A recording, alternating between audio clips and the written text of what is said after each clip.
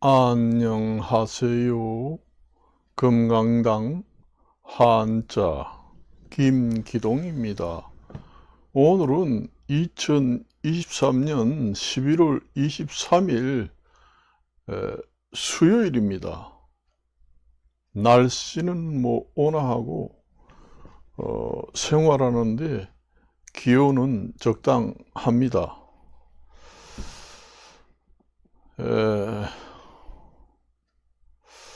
제가 이제 유튜브를 촬영을 하면서 여러 가지 애를 거둬 올렸습니다. 그런데 제가 이렇게 이제 뉴스도 보고 이것도 보고 저것도 보고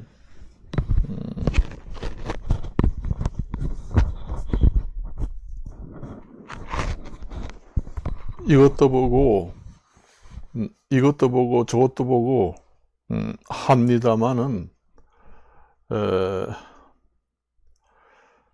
참 원래 그 세상살이가 그렇게 복잡하고 복잡단안하고 그렇게 사는 게 인생이다, 그렇게 이제 볼 수 있죠.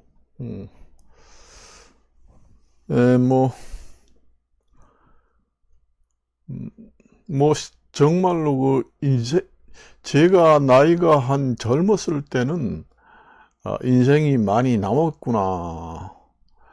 한 30대 이렇게 됐을 때는 40대 됐을 때는 그래도 인생이 많이 남았구나 이런 생각을 합니다. 그런데 30, 40 먹으면은 3, 40년은 눈 깜짝할 새 지나갑니다.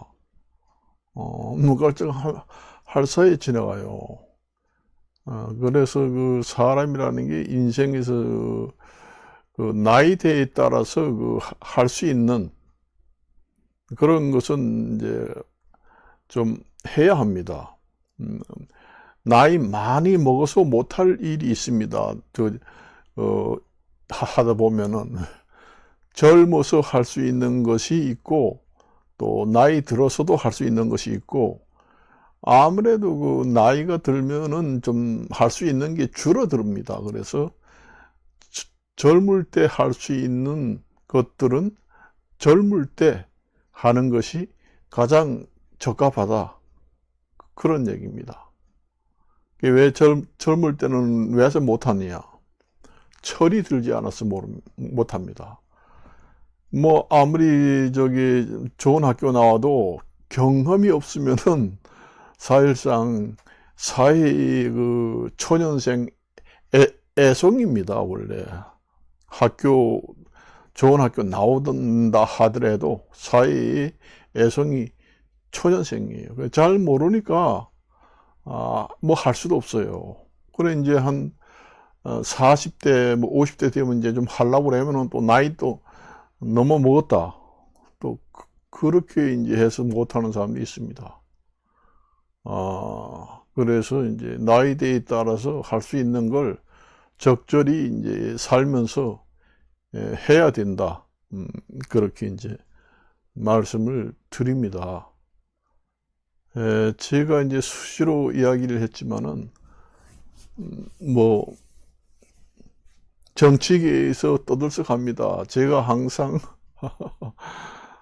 오늘 아침에 보니까 북한에서 인공위성을 발사했다. 사실상 북한이 우리나라보다는 그 인공위성에서는 좀 뒤떨어졌다, 그런 이제 생각이 들었거든요. 그러니까 이제 막바로 이제 따라오는 그런 입장입니다. 보니까 우리나라가 인공위성이 북한보다 더 기술이 진전됐다 이렇게 생각하는데, 또 북한이 막바로 이제 추월해 오고 있습니다. 그래서 뭐 그렇고 사실상 뭐 그 열강들의 그 군비 경쟁 이런 것은 사실상 바람직하지 않습니다. 그리고 이제 특히 우리나라 같은 경우에는 이제 우리나라, 일본, 그다음에 뭐 대만, 중국, 저쪽에 러시아 그쪽 연결된 그 뭐 중국 같은 경우에는 우리나라와 뭐 거의 맞닿아 있습니다. 그러니 코앞에서 군비 경쟁이 치열하게 일어나는 것을 사실상 뭐 좋아할 사람이 누가 있겠어요? 안 그래? 너무 가까운 지역에서 누우면 코 닿을 때에서 군비 경쟁이 일어난다는 것은 불쾌합니다. 누구나 마찬가지. 우리나라도 그렇고 뭐 인접한 국가들은 다 불쾌합니다. 그 가까운 지역에서 그 군비 그 경쟁이 일어나고 바로 코앞에서 뭐 좀 멀리 떨어져 있다면은 좀 덜하지요. 요즘에는 가까이 있는 것보다는 멀리 있어도 얼마든지 그 전쟁에서 전쟁하는데 거리에 관계 없습니다. 옛날에 그 뭐 미사일이 없고 그냥 그 사람의 그 인해 전술로 이제 뭐 창을 가지고 창 화살, 뭐 방패, 그다음에 뭐 대포 이 정도 가지고 전쟁을 할 때는 가까운 지역에서 가까운 나라끼리 전쟁을 하면은 전쟁하기가 쉽죠. 그렇지만은 지금에는 너무 가까우면은 오히려 피해를 입을 수가 있습니다. 더 피해를 입을 수가 있어요. 코앞에서 뭐 그 아주 위력이 좋은 무기를 갖다가 사용하게 되면은 그 뭐 여러 가지 그 좋지 못한 분진들이 떨어지기도 하고 그러니까 좋을 리가 없죠. 저번 시간에 그 자연 파괴에 대해서 얘기했지만은 자연이 훼손되는 것은 이제 말하자면은 우리가 자꾸 이제 자연이 훼손되는 거는 사람들이 인구가 많으면은 훼손됩니다. 인구가 많으면은 우선 인구를 먹여 살리려면은 어떻게 해야 돼요? 사람이 많으면은 전기를 많이 쓰니까 원자력 발전소를 또 세워야 되고, 그다음에 뭐 또 그 탄소가 많이 나오지 않는 뭐 화력 발전소 이런 거는 좀 줄이라. 그래서 재생 에너지를 좀 많이 쓰는 그런 신에너지 정책을 써라. 그걸 이제 RE100 그 정책을 국제에서 권장하고 있잖아요. 그런 걸 쓰고 CF100이라든가 뭐 이런 걸 쓰라는 국제에서 권장하잖아요. 그래서 사람이 많으니까 사람이 많으면 많을수록 사람이 사는데 에너지 쓰잖아요. 여러분 가정에서 전기 써야지, 뭐 써야지, 전기 쓰지. 그 다음에 난방해야지. 전부 그렇잖아요. 그러니까 에너지가 자꾸 들어가니까 원자력 발전소를 점점 짓다 보면은 그 방사능 오염의 그 사고가 일어날 수 있습니다. 앞으로 이게 그 지구가 환경 파괴 때문에 이제 지구가 변화되는 것도 있지만은 이게 오랜 역사를 지나게 되면은 지구도 이 땅덩어리도 그 변화가 됩니다. 그게 변화가 돼요. 그렇기 때문에 지진이 뭐 그 변화되는 증명이라는 게 지진이 많이 일어난다든가 그렇잖아요. 아니 그 대개 보면은 원자력 발전소는 바다 부근에다가 전부 다 건설합니다. 왜냐? 원자력 발전소라든가 뭐 무슨 사업상 그 무슨 발전소 아니면 공장 이런 거 짓는 거는 전부 다 그 물이 있어야 됩니다. 그래서 물이 있어야 되니까 바닷물이든 아니면 민물이든 떨어질 날이 없는 물이 있어야지만 공업용수, 그 다음에 원자력 용수 이런 것이 필요하기 때문에 항상 바다 근처에 지을 수밖에 없어요. 공장이라든가 원자력 발전소, 뭐 화력 발전소도 마찬가지입니다.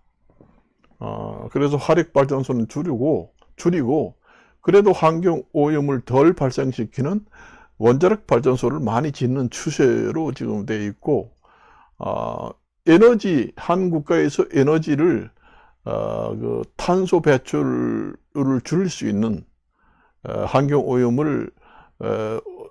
오염을 시키는 주범, 탄소를 많이 배출시키는 에너지 정책은 줄이고 청정 에너지를 한 국가에서 앞으로 개발해 가지고 쓰도록 하라. 그게 이제 그 화력 발전소보다는 원자력 발전소, 그 다음에 재생에너지, 뭐 CF100이라든가 RE100 이런 정도의 정책을 어느 정도 선정을 해가지고 하라.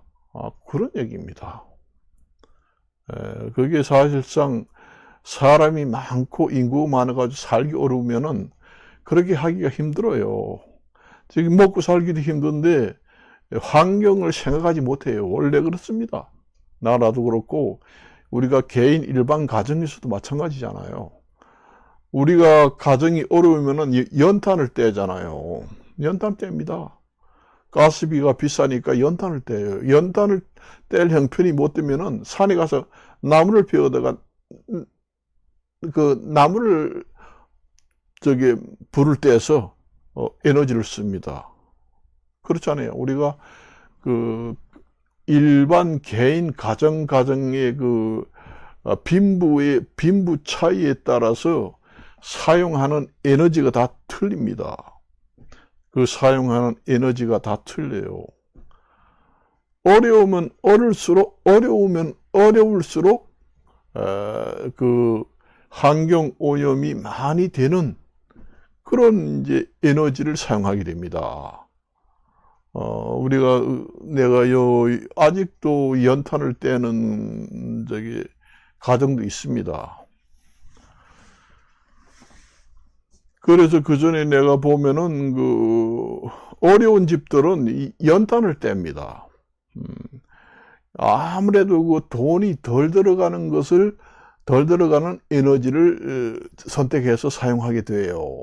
그러니까 연탄보다는 가스 사용하는 게 더 돈이 많이 들어간다. 그러면은 어려운 집들은 가스 사용을 안 하고 연탄을 뗍니다. 그리고 또 연탄 떼는데 돈이 너무 많이 들어간다. 그러면은 저 산속 가까이 이제 그 산속 가까운 그런 아주 그 벽지 지역에 이제 이사를 가가지고 거기서 이제 나무하기도 좋은 곳에서 이제 산에 올라가가지고 잡초목을 채취하다가 겨울에 에너지로 나무를 뗀다.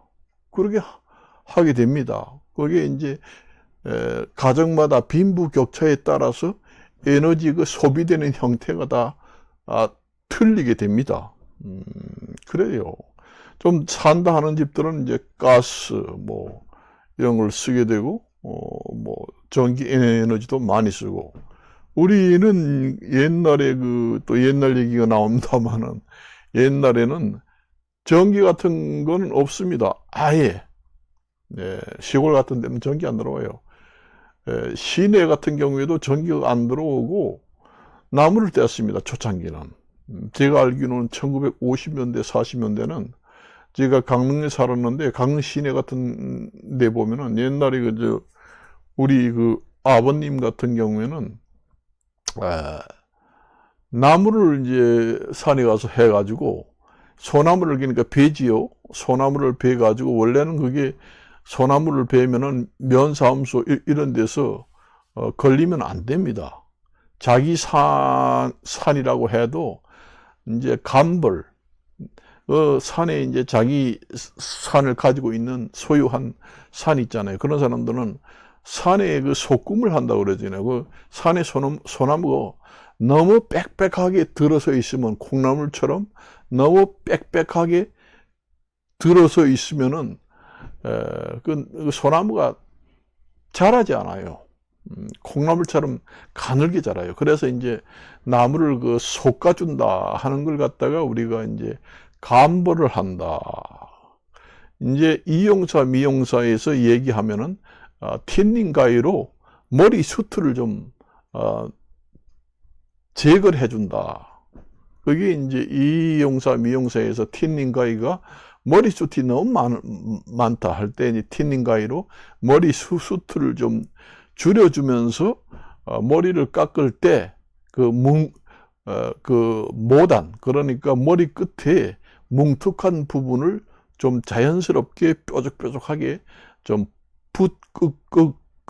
붓끝같이 자연스럽게 이제 질감 처리를 한다 하는 것도 질감 처리도 하고, 그 다음에 그 머리숱을 좀 솎아내는 역할도 하는 가위가 틴닝 가위입니다. 그것과 같이로 이제 자기가 산을 가지고 있으면은 산 속에 그 소나무가 너무 촘촘하게 있으면은 사이사이를 이제 그 감부를 해가지고 소나무를 이제 베어냅니다. 솎아내요. 별로 좋지 않고 실하지 않고 비실비실한 소나무를 골라가지고 전부 다 그걸 베어서 땔감으로 씁니다. 근데 땔감으로 쓰는데 그 좋은 땔감은 또 집에서 안 씁니다.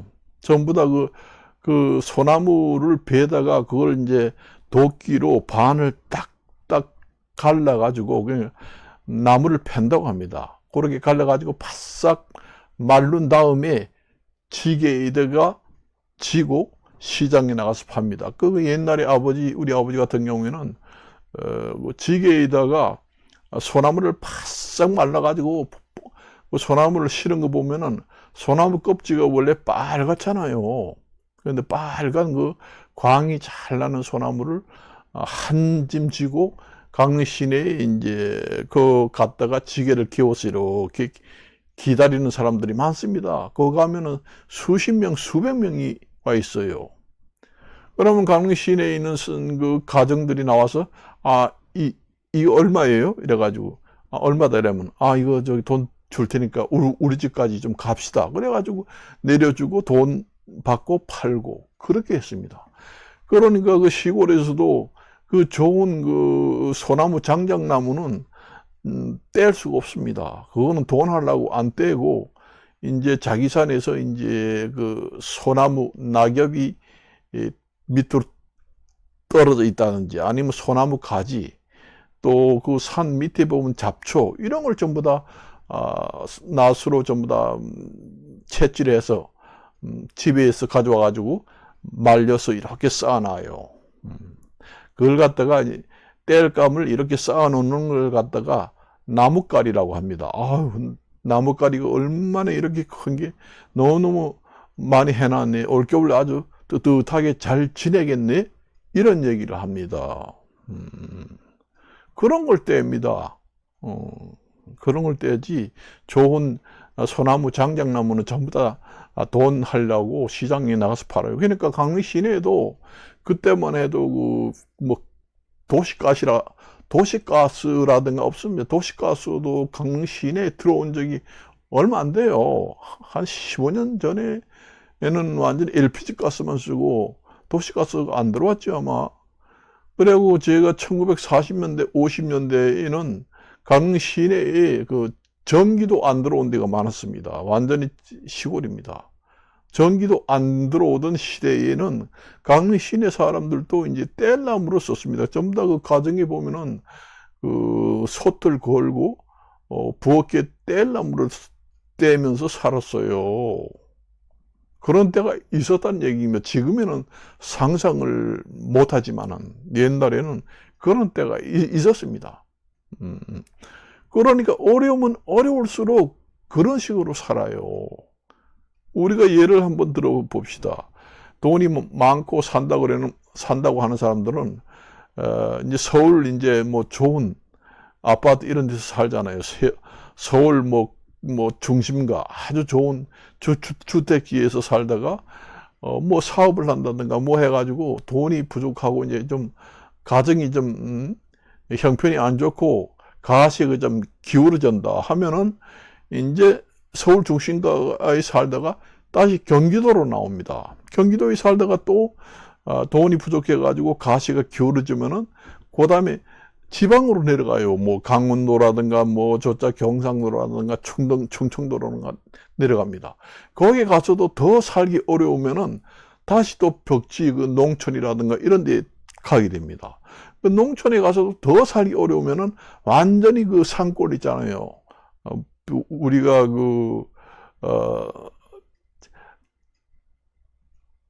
자연에 삽니다 하는 프로그램이 있잖아요. 자연이 좋아서 자연에 삽니다 하는 그런 완전히 산속에 들어가서 살게 됩니다. 최종적으로 어려워서 돈이 하나도 없는 완전히 노숙자 신세가 되면은 그런 지역으로 자꾸 이동을 해서 그 가정의 빈부격차에 따라서 자꾸 사람이 이동해가지고 점점 살기 어려운 지역으로 전부 다 이동하게 됩니다.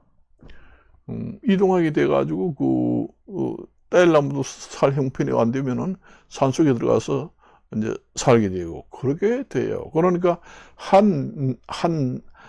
그 개인이고 한 나라도 마찬가지입니다. 한 나라도 그 국민들 그 나라의 그 인구수가 많은 나라인데 원자력 발전소 가지고는 전기 공급량을 다 충족할 수 없으니까 연탄 그러니까 그 화력 발전소를 많이 지어 가지고 그 나라의 뭐 땅속에 연탄이 아주 매장량이 엄청 많으니까 그걸 그냥 뭐 환경 오염이 되든 말든 먹고 살기도 힘든데 환경을 생각할 여지가 없다 해서 그런 이제 석탄을 자기 나라에 석탄이 많이 매장되면 그걸 캐가지고 조개탄이다든가 이런 걸 막 겨울에 쓰고 그걸로 연료해가지고 밥을 해 짓고 그렇게 먹게 됩니다. 원래 그렇게 어려우면 어려울수록 나라마다 그 환경을 생각할 여지가 없습니다. 여지가 없어요. 좀 살만하고 선진국이 이래야 이제 그다음부터는 환경을 좀 생각하자. 그렇지만은 나라들도 이 빈부격차가 있잖아요. 잘 사는 나라, 못 사는 나라, 아주 못 사는 나라 이런 나라 있잖아요. 그런데 아주 못 살고 살기 어려운 나라 보고 환경 그 개선에 동참을 하라. 그렇게 얘기를 하면은 그 사람들이 하려고 마음을 먹어도 할 수가 없습니다. 먹고 살기도 힘들기 때문에 환경에 돈을 쓸 돈도 없다는, 여력이 없다는 얘기입니다. 그러니까 선진국들은 뭐 잘 사고 그러니까 환경 개선에 동참하고 그런 생각을 할 수 있지만은 아주 어려운 그 나라마다 빈부격차가 있잖아요. 아무래도 아주 어려운 나라는 그 환경 개선에 동참할 수 없습니다. 하려고 하는 마음은 있지만은 못합니다. 실제로 행동은. 왜냐? 먹고 살기도 힘들기 때문에 환경을 생각할 여지가 없습니다. 지금의 입에 풀칠하지도 못해가지고 죽을 판인데 환경을 어떻게 생각해요? 못합니다. 그래서 이제 전 세계가 이제 완전히 일률적으로 전부 다 그 환경 개선에 동참하기가 쉽지 않다. 그런 이제 결과가 나오게 됩니다. 그래서 우리가 요즘에 그 한 예를 보게 되면은 원래 그 공장이라든가 원자력 발전소는 해변, 그러니까 물이 있어야 되는 지역에 그 건설할 수밖에 없습니다. 그래서 물을 끓여다가 그 공업 용수로 이용하기 때문에 바닷가라든가 강가 이런 데다가 짓습니다. 그러다 보니 지진 같은 게 좀 난다, 아니면 뭐 큰 해일이 일어난다, 아니면 뭐 자연재해가 일어난다 하면은 그 원자력 발전소가 완전히 그 방사능 유출이 될 수가 있습니다. 그게 이제 말하자면은 그 우리가 자연 파괴에 의해서 파생적으로 발생되는 환경 오염이 우리인데까지 온다는 얘기입니다. 아득한 옛날에는 원자력 발전소 하나도 짓지 않고도 살았어요. 원자력 발전소는 인구가 계속 증가하면서 기존에 있는 화력발전소, 재래식 발전소라든가 수력발전소, 화력발전소 이런 것만으로는 에너지 충족하면서 살 수가 없고 불가능하다. 그래서 이제 원자력 발전소가 출현하게 됩니다. 그래고부터 얼마나 원자력 발전소 방사능 유출이 많이 됩니까? 전쟁이 일어났을 때도 우리가 폭격기에서 방사능 유출도 옛날에 있었고, 지진으로 인해서 또 유출이 있었고, 이것도 전부 다 결국은 그게 그 원인이 어디에 있는가, 시초가 그 환경 그 파괴에서부터 오는 겁니다. 인구가 너무 많으니까 인구를 먹여 살리려고 하다 보니까 그 환경이 점점 가속도가 붙으면서 이제 환경이 더 기하급수적으로 파괴되는 거예요. 우리가 그래서 방사능 그 폐기물을 이제 그 원자력 발전소를 가동하다 보면은 원자력 발전소에서도 폐기물이 나옵니다. 폐기물을 언제 영구히 보존할 수는 없어요. 계속 보존하려고 하다 보면은 나중에는 점점 쌓이면은 그 보관할 수도 없습니다. 공장 폐수라든가 아니면 원자력에서 나오는 그 폐기물 다 생깁니다. 그것을 일정 분량만 그 보관이 가능하지 계속적으로 그 영구히 보관하기는 힘들거든요. 그 한계가 있습니다. 그러다 보니 어차피 전 세계가 그 사고로 인한 방사능 유출이 없다고 하더라도 언젠가는 전 세계의 그 폐기물을 가지고 있는 그 폐기물을 전부 다 방류를 해야 된다는 얘기가 됩니다. 그러면 전부 다 버릴 곳은 어디에 있느냐? 바다밖에 없잖아요. 바다가 오염된다는 것은 우리가 수산물을 직접 사람이 먹잖아요. 그러니까 환경 파괴가 곧 그것이 부메랑이 돼서 사람한테로 돌아온다.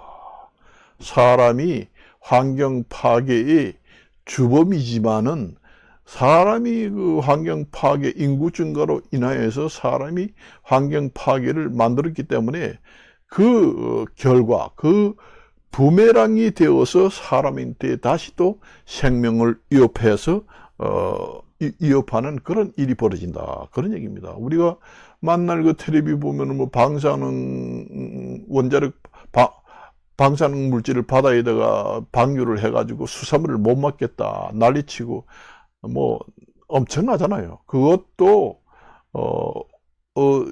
인구 증가에 따른 환경 파괴에서부터 그 원인이 발생해가지고 그 사람인데 다시 돌아오는 겁니다. 그걸 아시대요. 그것도 그렇게 돌아오지만은 우리가 이제 뭐 플라스틱이라든가 이런 걸 이제 바다에 로 흘러 들어가면은 그 물고기들을 먹잖아요. 물고기들을 먹으면은 그 물고기를 우리가 사람이 잡아서 먹으면은 그 우리가 버렸던 것이 다시 부메랑이 돼가지고 사람 몸속으로 들어와가지고 암이 생기고 그래서 이제 결국은 사람들이 질병으로 많이 죽게 됩니다. 그게 자연의 그 순리고 자연의 그 섭리입니다. 왜냐? 그렇게 환경의 오염이 이렇게 자꾸 순환돼서 악순환이 계속되면은 사람을 줄이게 됩니다. 사람을 줄이게 돼요. 이 부메랑이 돼가지고 사람이 자연히 이제 줄게 되는 거지요. 그런 원리가 그 자연의 섭리, 이 작용입니다. 자연 순환에 의한 인구 감소의 효과가 나타나는 것은 그 자연의 섭리에 의해서 그런 현상도 나타난다. 그런 얘기입니다. 그러니까 그 계속 인구가 만일에 여기서 올스톱 안 하고 계속 증가를 하게 된다 하면은 지금의 이거는 아무것도 아니다. 몇 배의 부메랑이 돼서 돌아와서 결국은 사람이 줄게 된다. 감소. 그러니까 이 자연의 섭리라는 건 참 우리가 놀랍습니다. 사람이 스스로 죽지 않더라도 이 자연재해가 일어나서, 그것도 자연재해입니다. 자연재해가 일어나서 사람을 줄이게 됩니다. 그게 이 전체 만물의 그 자연의 섭리에 의한 자연 그 정화, 순환, 복구 현상입니다. 자정작용이라고 보시면 됩니다. 그러니까 환경 파괴가 아주 많이 되면은 환경 파괴의 자정 능력이 어떤 현상으로 나타나느냐, 그게 바로 자연재해로 나타나면서 사람을 줄이게 됩니다. 그래서 이제 자연이 다시 또 회복이 될 수 있는 그런 이제 그 순환 과정입니다. 그게 그걸 아시래요. 여러분들이 누구나 뭐 방사능, 어느 나라에서 방사능 폐기 물질을 받아야 되고 방류를 해야 되겠다, 그렇게 하고 싶겠어요? 어쩔 수 불가피하게 할 수밖에 없습니다. 그래서 인구가 여기서 줄지 않고 점점 많이 올라간다 하면은 지금의 이거는 아무것도 아니다. 우리가 정말로 끔찍한 그 현상을 맞이할 것이다. 그것도 한번 우리가 유추를 한번 해봐야 된다. 그런 얘기입니다. 그래서 지금에는 환경 파괴가 지금의 경고장, 지구의 경고장 수준이고 예고편이라고 보면 됩니다.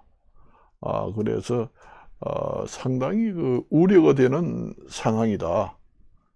그렇게 봅니다. 그리고 전 세계적으로 전 세계 나라들도 빈부격차가 다 돼 있잖아요. 그 빈부격차가 돼 있는 상태에서 환경 개선에 전 세계가, 모든 나라가 동참을 하라, 똑같은 수준으로 동참을 하라 하면은 사실상 그게 또 어렵습니다. 아까도 얘기했지만 쉽지 않아요. 유엔에서도 그렇지만 지금의 유엔이 있다고 하지만은 지금 현재 유엔에서 지금 활동을 하고 있는 여러 가지 그 활동들이 있으나 마나하다, 이런 얘기를 많이 합니다만은 사실상 그 구속력이라는 게 별로 그렇게 없고 사실상 그 효율적이지 못하다. 사실상 그러니까 유엔의 모든 그 헌장에서 뭐든 하고 하는 것도 효율적이지 못하다. 있으나 유명무실이다. 있으나 마나다. 이런 소리도 하잖아요. 그런데 국제환경기구에서도 사실상 정말로 일사불란하게 구속력 있게 할 수 있는 그런 그 시스템이 잘 되어 있는가? 참 어려운 상황이다, 지금이. 그렇게 보시고 이것으로 마칠까 합니다. 안녕히 계십시오.